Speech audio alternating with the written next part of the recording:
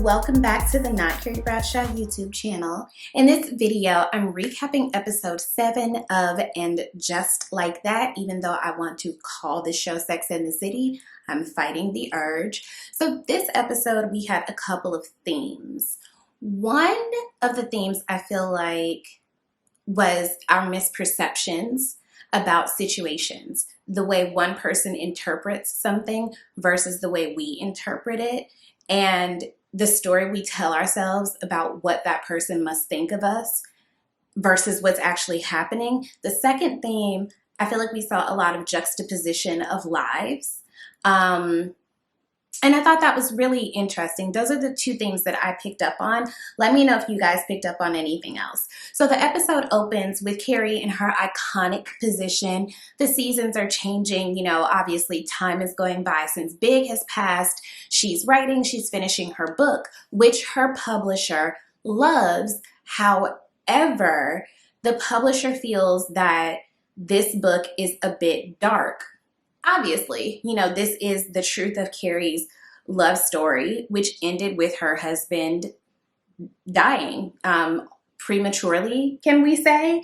And while the editor loves the book as is, this is a departure from Carrie's previous content, books, that gave single women hope. This doesn't really give people a lot of hope, so she's asking Carrie to go on a date. You know, like, how do you feel about dating? Which I feel like is a really bold thing to ask a recent widow. And I feel like her publisher was a bit of a dick for how flippant she was with the request. I understand, you know, this is a business and all that stuff like that, but I was just like, wow, what a big ask for someone.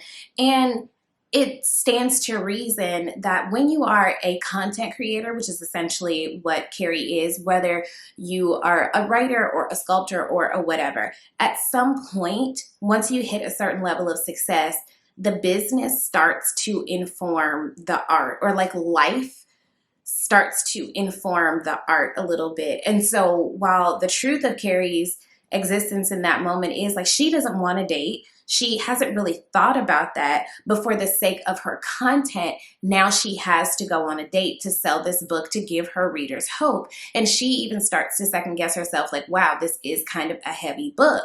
And that's something that I think a lot of creatives struggle with. Like I said, once they get to a certain point of success, if you're an autobiographical, you know, content creator, especially, what's happening in your life in terms of business, they just kind of start to be a little bit more symbiotic than they probably initially were when you were just creating from the space of like how you existed in the world. So Carrie decides like, okay, she's gonna go on a date, but she does not want to have sex. So Seema, being the boss bitch friend that she is, has already set up Carrie a profile, you know, done like a soft open on Carrie, if you will, and already has some prospective dates for her. So I want to pull over right here to ask, do you guys feel that the friendships with the women of color who have been added to the cast, do you feel that those friendships are organic? I think this is our first time seeing Seema sit down with the other ladies, and they're once again a foursome. Or was Anthony there too? No. Anywho, does this feel organic for you guys? I did get a little bit of the feeling last episode that Dr. Wallace's story is just kind of being thrown in there. It's not meshing as well. And I'm like, well, how realistic is it that the professor in a graduate program befriends one of their students and then opens up to their student about, you know, IVF treatment and things like that? That I'm beginning to feel that it's not, particularly Miranda and Dr. Wallace's relationship, it's not really feeling super organic for me. Which brings me right on over to, it's a great segue, shouts out to me, which brings me over to the next part of our plot, which is the juxtaposition of Dr. Wallace and her husband and Miranda and Steve. Once again, I need more justice for Steve. Miranda and Steve are at the farmer's market. I love a good farmer's market. Even if I don't buy anything, it just makes me feel like an adult in a movie that's taking place in Vermont. maybe a Christmas rom-com. It just makes me feel like I'm a real adult to be walking around a farmer's market. I don't know why. It's just so cute. Anyway, Steve cannot find Miranda. And Miranda is getting quite frustrated with Steve. And in the interim, she bumps into Dr. Wallace and her husband, who is being so charming and so cute. And so, they're so lovey-dovey. And he, wanders off to get cheese. And Steve pops up and he's like babbling and he's, frustrated. He couldn't really find Miranda and he, left his wallet. And Steve was a much more charming man when we first met him. Even when we left off with him in the movies, Steve was so charming. And I just don't like what Steve has become on this show. I want justice for Steve. And you can see that there are just the parallels between the two relationships. Dr. Wallace confides in Miranda that she got her period that morning. So, natural, procreation is not working. She had not told her husband that yet. Her husband later finds out when her Bluetooth in her phone just like reads the message from Miranda that like, I'm sorry you didn't get pregnant this time. And he's a little bit frustrated of like, why did I have to find out like this? Like, why didn't you want to tell me? And, she just wanted to save him the disappointment. I want us to get some resolve on this storyline because I feel like we're doing a lot of the same thing, back and forth, back and forth. Maybe that's intentional because that is a part of a fertility journey. It's trying and, trying and trying again. Sometimes it works and sometimes it doesn't. So maybe that's what it is. But I want us to get some progress on this storyline. Either they're going to just accept their fate and maybe adopt or try some other options, or something has to give with the storyline. When she almost hit that man and he was losing his shit, yelling about how he has a toddler, I get it, but nothing bad happened. And what you're not going to do is bang on my car because I have a car note. You have a toddler and I have a car note. And I also fight. So like what you want to do? That really pissed me off. Like I really understood where the guy was coming from. I understand there's like the fear or whatever, that something could have happened to your kid. But what you're not going to do is bang on my car because you getting real carried away. I felt a way about it. I don't like that. Meanwhile, Charlotte and Harry do mixed doubles with Lisa Todd Wexley and her husband. Charlotte is super competitive. Charlotte felt like Harry mansplained to her what she needed to do to play well, and Charlotte played super well and kind of knocked Harry out of the way. Charlotte refuses to apologize to Harry. Charlotte feels like, I'm not going to apologize for playing well. Later on in the episode, Charlotte did something that I really do not like, where she used feminism or patriarchy to justify not apologizing to her husband. She feels like women spend their whole lives apologizing all day, and she refuses to apologize for playing well in tennis. That's the one place that she doesn't feel like she has to apologize. Women do apologize a lot, quite unnecessarily. I mean, I had a friend tell me that she apologized to her doctor for not shaving her legs during an exam. Real thing that happened. We're socialized to just constantly be apologetic for existing. Do an experiment and you'll realize that you apologize a whole lot. I probably apologized in this video without realizing it, okay? I get that. But Harry was just asking for an apology. And why couldn't you just give him that? Do you want to be right or do you want to keep the peace in your relationship? And I know that that's a loaded thing to say, but I just felt like it was really shitty of her to not just apologize to Harry, especially because Harry had to watch her casually apologize to a lot of people. So they have this blow-up argument. I've never seen Charlotte this angry. Even my favorite part of the first Sex and the City movie, when she hugs Carrie, and Big tries to come towards her, like after, you know, like the whole wedding fiasco. And when she like points at him and does that no with that like really weird face. I've never seen Charlotte this upset. And the way that she was like yelling and cursing at Harry was so much. And they realize that Lisa Todd Wesley and her husband are right there and see them arguing, and she feels embarrassed. So I get it, but I also just feel like why you can just apologize to that man, especially because later on in the episode, we see that couple have an argument. They get caught by Harry and Charlotte arguing, but they're happy to apologize and just reconcile so that they can move on.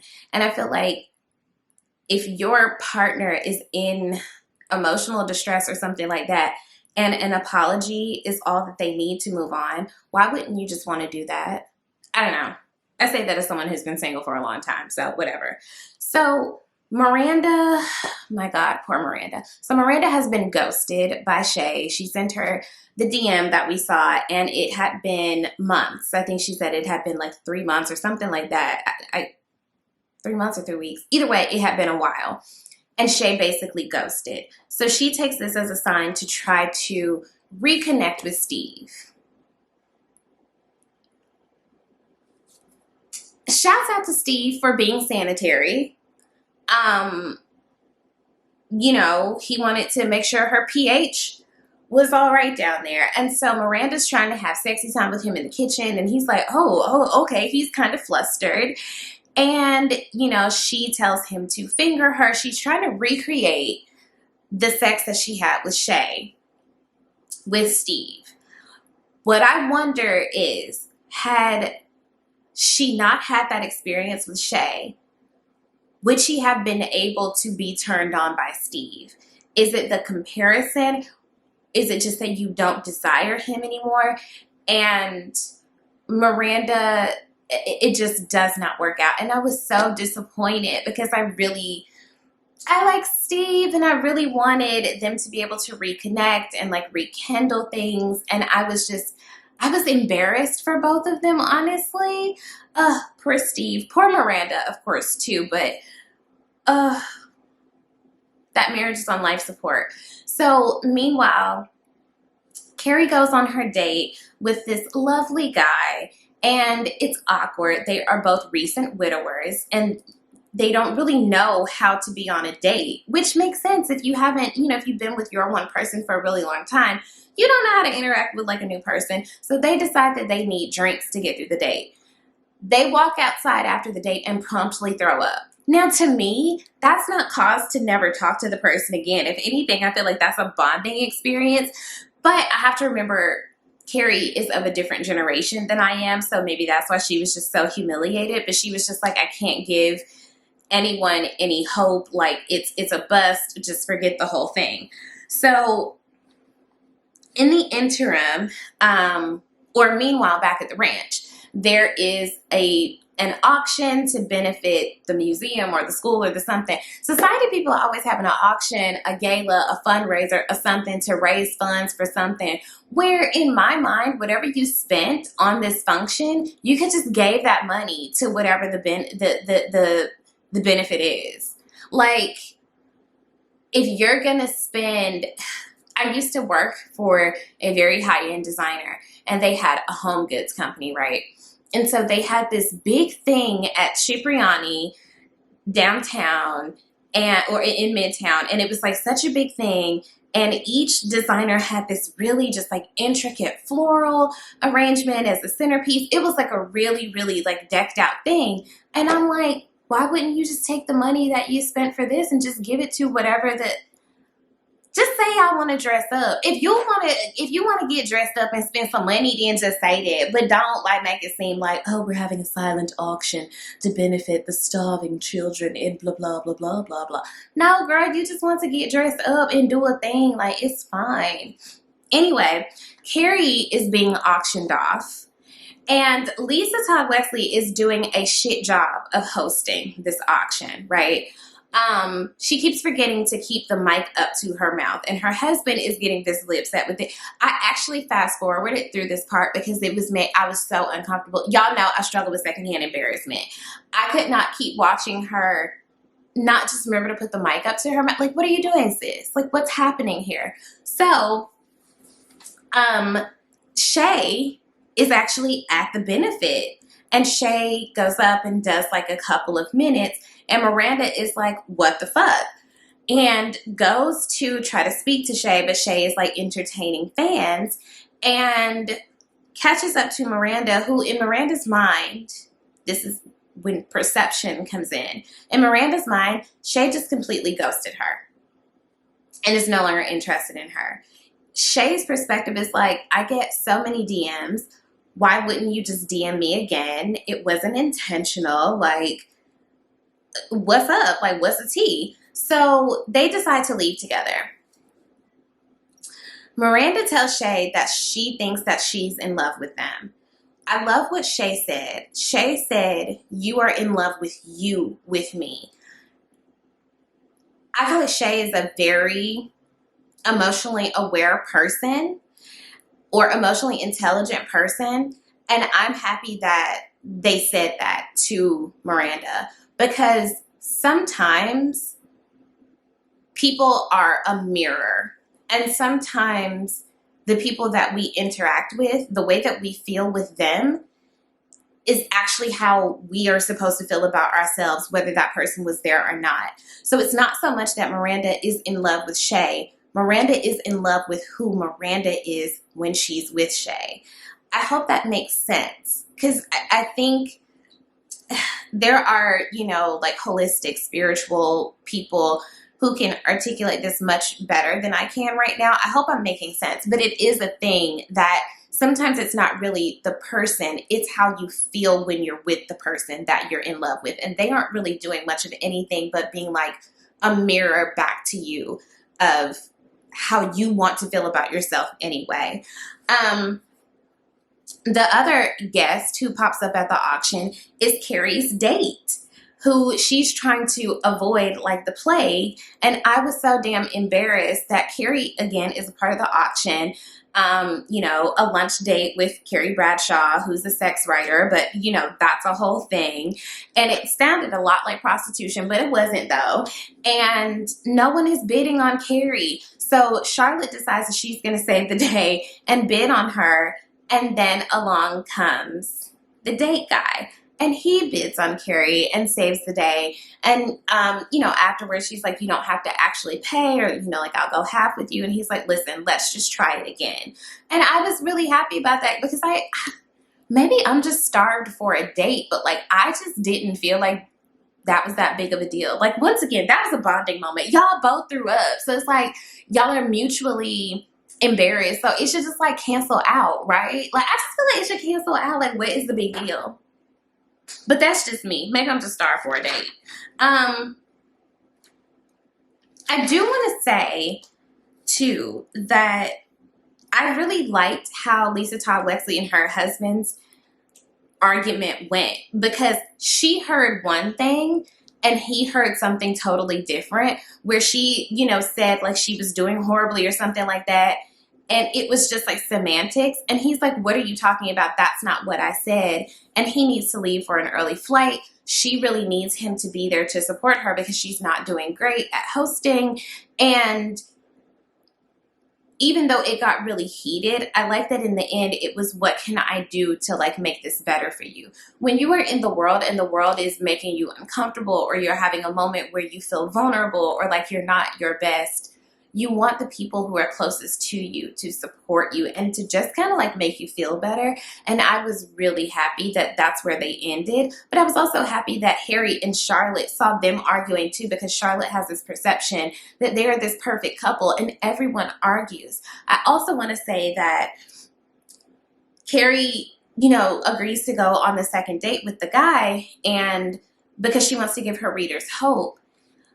Hope is really hard to have.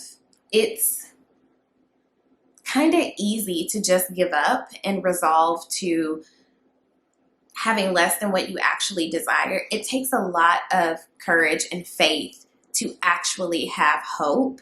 And that's something that just bringing that little tidbit up in this episode gave me something to think about, of like, how brave can I be to hope for some things in my life that I want to come to fruition? So just something to think about. Hope is, you have to be brave to have hope, because it's very hard to hold on to it against all odds. This episode was okay. Like I said, my main complaint is that I really want Dr. Wallace's fertility journey to come to a climax, to come to a close. Something needs to happen there. Let me know what you guys thought about this episode. I'm really enjoying your comments. Thank you for chatting with me. So be sure to slide in the comments of this episode too. Subscribe, share, send me money on Patreon, and I will see you guys for the next episode.